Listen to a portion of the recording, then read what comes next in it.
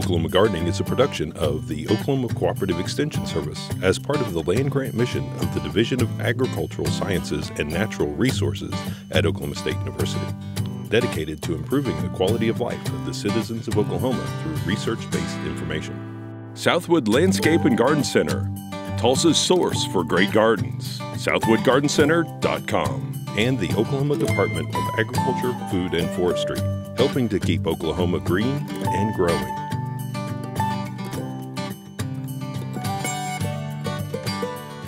Welcome to Oklahoma Gardening. On today's program, host Casey Hentges has some deer-resistant plants for the landscape.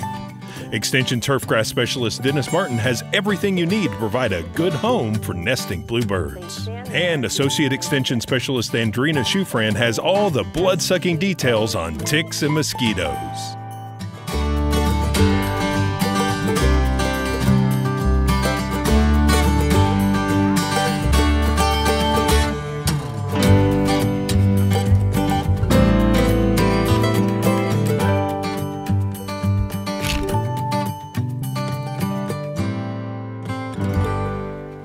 You either love them or you hate them, but if you've ever been out to your landscape and find it chomped down and looking like the salad bar at the end of a lunch period, they're probably not your favorite wildlife to have in the garden. Well, there's a lot of different things you can use in the garden to exclude deer, but sometimes they're really expensive and they might not be that reliable. One thing we need to look at is plants in our garden and which plants deer prefer and which they don't prefer. Now, there is a disclaimer with this because depending on the deer population and the environmental conditions, sometimes deer will try plants even though they might be touted as deer resistant. Typically, deer don't prefer plants with strong smells such as lantana and herbs such as chives and mint. So you might want to think about incorporating those around those plants that deer do really prefer so that they kind of are a little bit deterred from those. Another thing you might think about doing is protecting some of those plants, especially if they're plants that have new growth. Sometimes deer just prefer nibbling on the plant's new growth, and so it's something that you'll just have to protect them for a short period of time while they're flushing out. Here are 5 plants, though, that you might want to consider that are deer resistant. This is one shrub you will notice when it is in flower, but the deer will not. This is Calycanthus floridus, Aphrodite, and you can see it has beautiful kind of maroon, almost like magnolia-like flowers. The common name on this is sweet shrub, which is very fitting because it has an apple-like fragrance to the flower. And the leaves and the bark and the seed pods, when they're crushed, they also have kind of a spicy scent to them. You can actually dry out those petals and use them in potpourri. Now, this shrub will get to be about 4 to 6 feet tall in its preferred loamy soil and full sun, but it will also tolerate clay soils and just get a little leggier in shadier conditions. While we tend to think deer like grass, ornamental grasses are one grass that deer don't really prefer eating on. Lemongrass is one that I think it's the smell that probably deters the deer, as it has a nice lemon fragrance to it.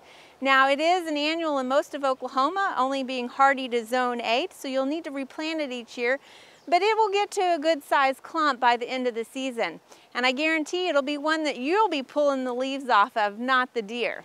The other grass that you might want to consider is pink muley, and while it'll probably go undetected by both you and the deer most of the season, because it has just kind of a spiky look to it, not so much a soft flowing grass look. In the fall, I guarantee it'll be one that you notice and not the deer, as the pink plumes bloom above those grass blades. Also, Ravina grass is a nice grass to add, and I think it's the size alone that's intimidating to the deer, as it can get 9 to 12 feet tall. This is a hardy grass that makes a great focal point with its giant plumes that come up out of the center of it. And finally, our native switchgrass, Panicum virgatum. It is a great grass, only getting to be about 3 to 5 feet tall. It makes a nice clump, and it's one that you can use in mass with several other plants around it. Now, it does come in different colors, including red, blue, and the green foliage. If it's color that you're looking to add into your garden, nothing will add that color like the scarlet monarda. It comes in various shades of reds and pinks and whites, But nothing says stop to those deer like the scarlet monarda.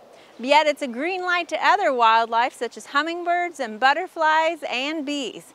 Now don't be concerned about the bees because its common name is bee balm, and it's said to use the leaves to soothe any bee stings. It is in the mint family, so you'll notice it has a fragrance to those leaves, and like many mints, it will colonize, especially in moist conditions. This plant can suffer from powdery mildew, especially if there's poor air circulation, but there's cultivars that tend to be a little bit more resistant to powdery mildew. There are so many great spireas to consider also. There are some that bloom early in spring, such as bridal wreath, and some that bloom later in the summertime. Most come in colors of pinks and whites with their flowers. And you can also look at the foliage and get some interesting texture with it as well, such as this birch leaf spirea. There are some that have narrow leaves, such as ogon, and also the foliage can come in a range from blues to greens to chartreuse. One thing you want to consider when you're looking at which spirea to choose is the mature size. Some spirea will only stay a couple of feet tall, while others will get several feet tall and become a larger shrub for you. Whichever spirea you choose, you can guarantee that it's probably deer resistant.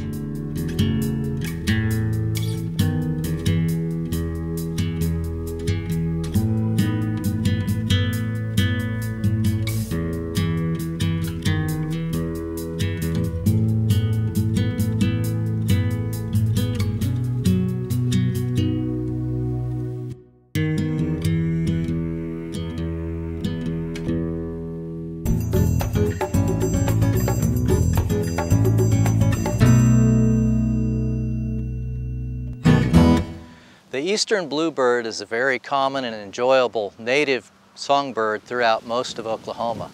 Creating a bluebird trail is a very fulfilling and enjoyable pastime. I'd like to share some tips for creation of your own bluebird trail. Bluebirds nest from about mid-February through about late July or early August of each year. The male of the species during breeding season is very bright blue from head to tail with brightly colored chestnut sides and chest and a white belly. The female mimics that color pattern but is much more drab as a form of camouflage. The male will start to scout out areas in January through February and vigorously defend those areas by singing and attacking other males in the area. Once a pair bond is formed, the female will build a fine grass woven nest in about a 5 to 7 day period. After she's constructed the nest, she'll lay 1 egg per day for a period of 2 to up to 7 days. So there are 2 to 7 eggs per nest, with 4 being average.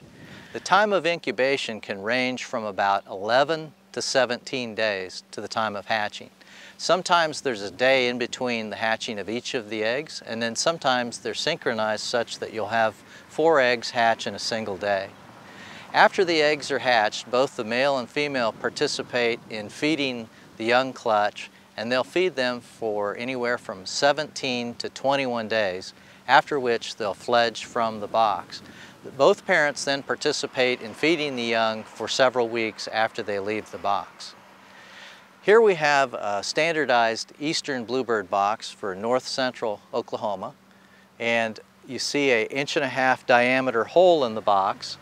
I've chosen as a predator guard here hardware cloth, and there's also a latching system to keep the box from opening accidentally. And I encourage a double latching system. I'm going to pull the pin on the latches here so that even if one of these pins came out, the door is still secured by another pin.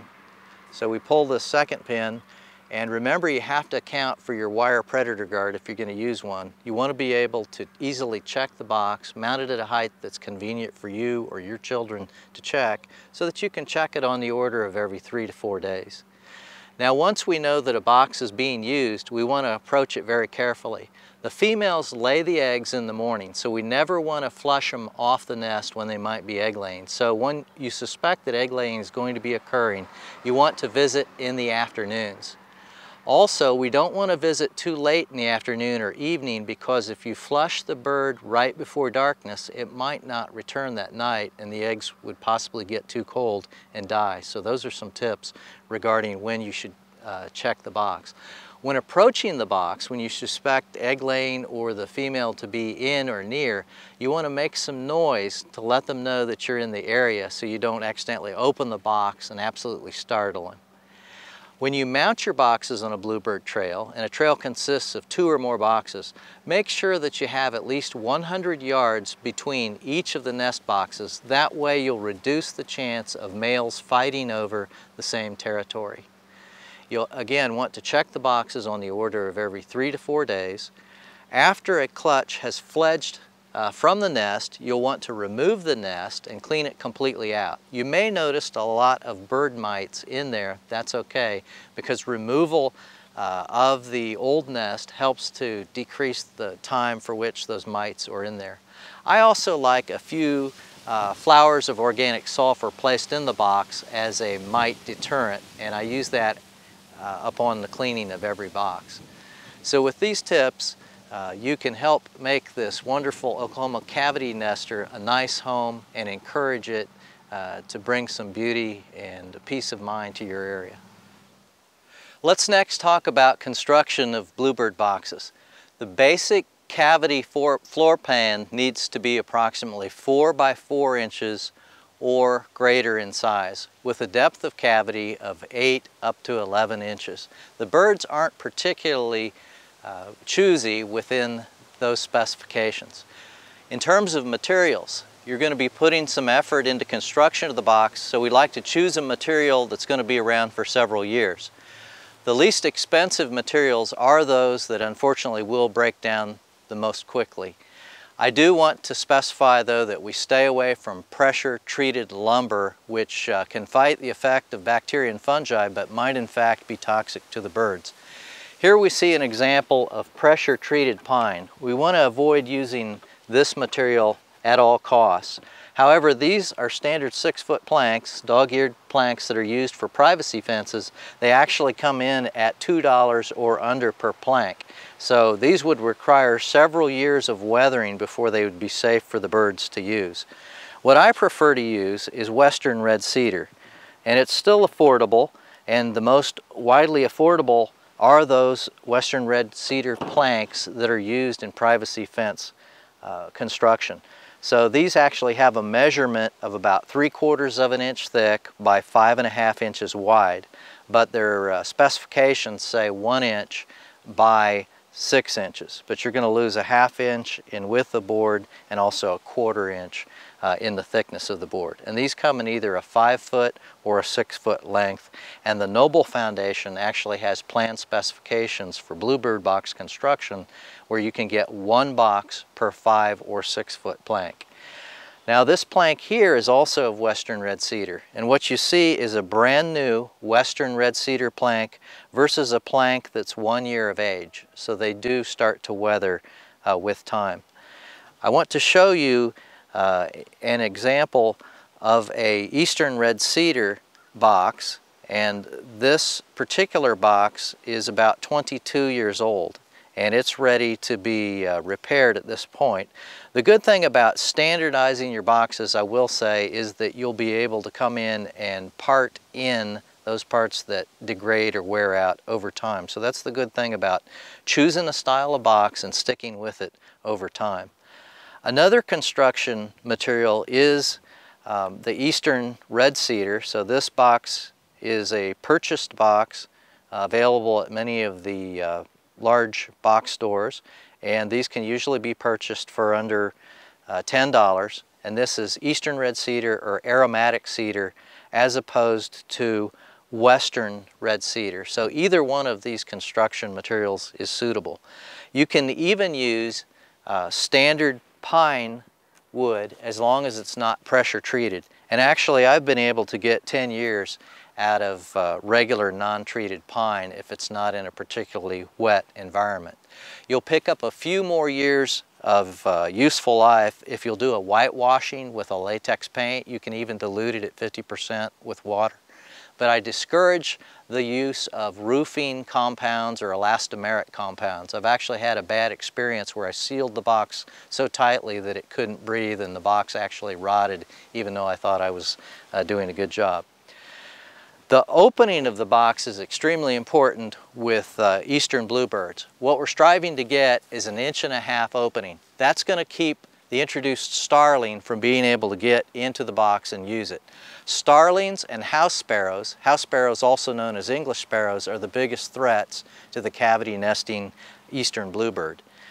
And so we're going to not exceed an 1.5 inch in diameter for the hole used for the opening of the bluebird box. Now what's important also is that the hole won't stop the common house sparrow, but the hole stops not only the starling, but it also reduces the incidence of raccoon and feral domestic cats being able to get in there.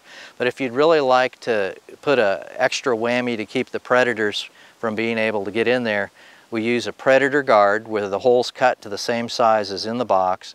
And what I actually like is the hardware cloth predator guard, because it somewhat discourages snakes. It's not 100% deterrent, but it keeps raccoons and also house cats from being able to articulate their arm and get in there. With the screws of the hardware cloth to the box, this actually will hold the weight of a raccoon and keep them from getting in there, and it'll certainly keep a house cat from getting in there. Those are two predators that love to raid bluebird box nests of not only little birds but also the eggs. And this will help deter snakes, but it's not a 100% thorough deterrent. There are some other deterrents that can be put on the post of the boxes. Now the mounting height of boxes is very important. Usually you can put them between 4 foot and any height that you'd like. But I encourage you to use a height that's convenient to you, that will allow you to check the box without being uncomfortable. So mount it to a height that's comfortable to your height. For instance, I'm about 5'7", and I like to place it so that I can easily look inside the nest boxes. And I'm able to check them on a 3 to 4 day basis. That's what the biologists recommend with the checking of the boxes, so you can log what's going on with the boxes. And also we encourage you to participate in the Oklahoma Department of Wildlife, their annual Bluebird survey. You can download their form from the internet, and we'll share that address with you so that you can share your data from eastern bluebird nesting with the Department of Wildlife.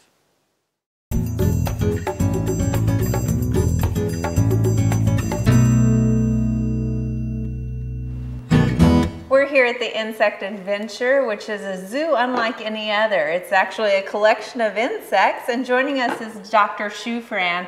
And today we're going to actually look at some bloodsuckers, not just your spiders and things like that, although you have quite a collection of everything around here. Yes, we do.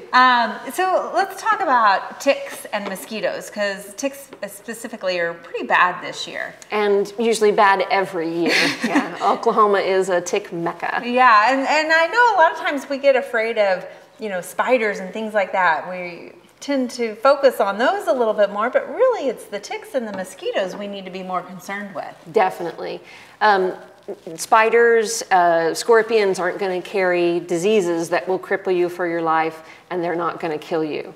But we're terrified of those when we really should be terrified of the bloodsuckers. Ticks and mosquitoes kill 2 million humans every year. And we're getting new bug-borne diseases all the time, even here in Oklahoma. Yeah, so let's start with mosquitoes first, okay? So, you know, mosquitoes are out all the time. Is it true that specifically usually early in the morning and late in the evening, or? They've got us beat. There are actually different species of mosquitoes. Some of them emerge in the morning and the evening, right at dawn and dusk. There are some that are day flying, and there are some that are night flying. Okay. All of them start out life aquatic, so their larvae are always in the water. It might be a small source of water. Even the cap from a pop or a water bottle can sustain a generation of mosquitoes. So that might be 100 offspring. So it's very important after rain or with your bird baths or your dog water bowl, at least once a week. Because a life cycle for a mosquito is very short. It can be from the time that they hatch from the egg till they're adult can be less than 10 days. So you want to be sure that you're dumping those on a regular basis to keep your populations down. And a lot of us as gardeners have little things like that that collect water. Or even your maybe neighbors. the tray under our pots and stuff like that. Exactly. And your neighbors are doing it also. So if you can work with them to help, because mosquitoes have wings. Yes. And they can fly from your house to my house down the street. And they're attracted by CO2 production. So if you have animals in the yard a lot, they're going to be attracted just from the CO2 production. So that's how they find you on your porch? Yeah, that's the first clue is the CO2 production. They can sense that. And then when they're in close range, they're attracted to heat. Okay, so what do we need to do other than obviously dumping and preventing them from ever being born initially? How do we protect ourselves? So if you have a water source around your house that's like a pond or a large lake even sometimes, you can buy beneficial dunkers, what they call mosquito dunkers, the rings, looks like a donut. And if you add those in the right amount to the water that you have, it will naturally, organically kill the larvae. Because that's got BT in it. And Correct. that's safe for your pets and your goldfish. Won't kill your fish, won't harm your animals if they drink it, that sort of thing. Only effective on mosquito larvae. Okay. And it won't necessarily kill every single one, but it will control the population. Okay, and what about now bug spray with DEET and that sort of stuff? Yeah, there are 2 different kinds of bug sprays that are tested scientifically and proven to work. And that would be DEET. You can buy DEET in all sorts of concentrations from 9 or 10% up to 100%. You really only need 9% because scientifically 9% and 100% work exactly the same. So why waste your money? Okay. And picaridin is the newer one, and both of them are effective and proven, and you need to spray about once every 2 hours. Okay. You don't want to trust your life or your child's life to something that has not been scientifically proven.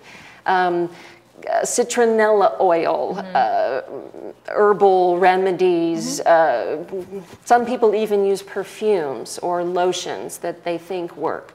If those have not been proven scientifically through experimentation and testing, you don't want to bet your life on them. Right, okay. So let's move on to ticks then.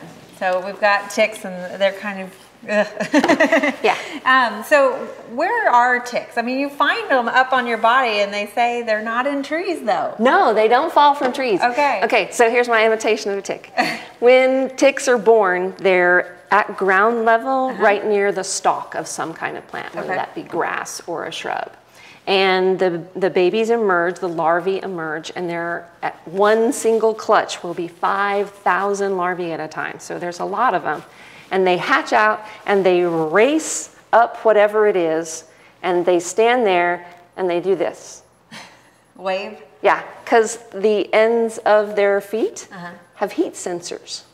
And so they just stand there and wait for something warm to come along. And then they set the hook and they're off. And they're off on a dog, a deer, or a human. Raccoon, a possum, a snake, a lizard, anything with blood, they will sense and then they're off. So if there's 10,000 of them on that one shrub, all 10,000 of them might go home with you. Oh goodness, okay. Yeah.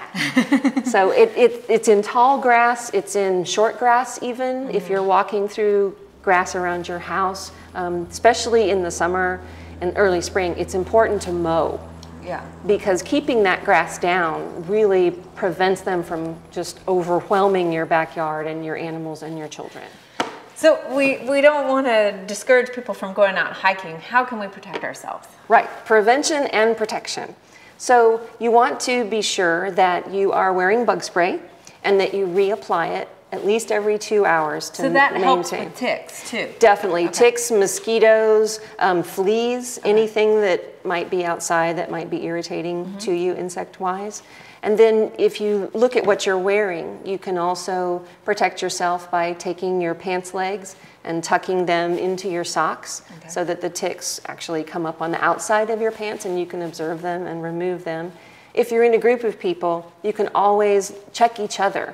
Ticks are very clever in their own way, and they know to go to places where you can't see them to attach themselves. So you'll find them most frequently along the hairline and behind the ears.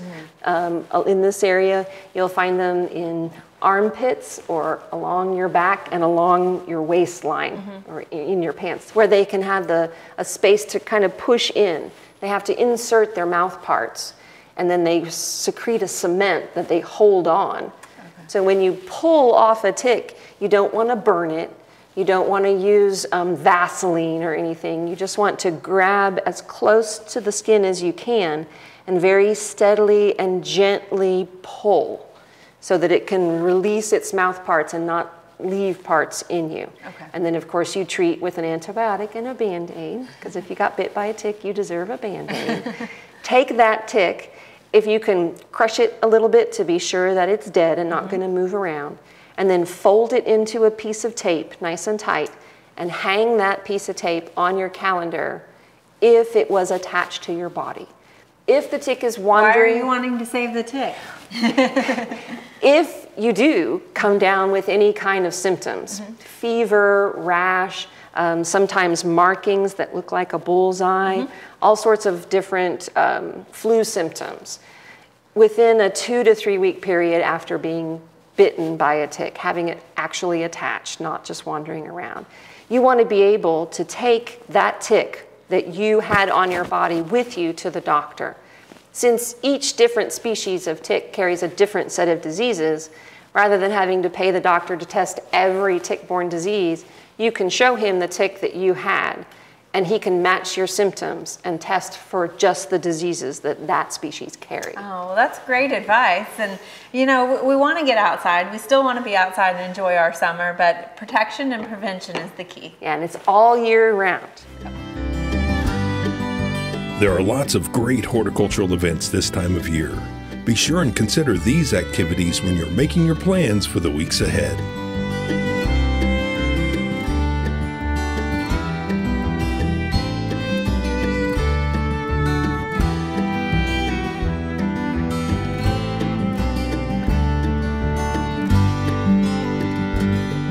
Next week we battle nutsedge in the lawn, look at mason bees and honeybees, and take a walk through the wildflowers. So be sure and join us then for more TV you'll grow to love. To find out more information about show topics, as well as recipes, videos, articles, fact sheets, and other resources, including a directory of local extension offices, be sure and visit our website, oklahomagardening.okstate.edu. And we always have great information, answers to questions, photos, and gardening discussions on your favorite social media as well. Join in on Facebook, Twitter, and Instagram. You can find this entire show and other recent shows, as well as individual segments on our Oklahoma Gardening YouTube channel. And tune in to our OK Gardening Classics YouTube channel to watch segments from previous hosts. Oklahoma Gardening is produced by the Oklahoma Cooperative Extension Service as part of the Division of Agricultural Sciences and Natural Resources at Oklahoma State University. The Botanic Garden at OSU is home to our studio gardens, and we encourage you to come visit this beautiful Stillwater jewel. We wish to thank our generous underwriters, Southwood Landscape and Garden Center, and the Oklahoma Department of Agriculture, Food, and Forestry. Additional support is provided by Pond Pro Shops, Green Lake Nursery and the Garden Debut Plants, and the Oklahoma Horticultural Society.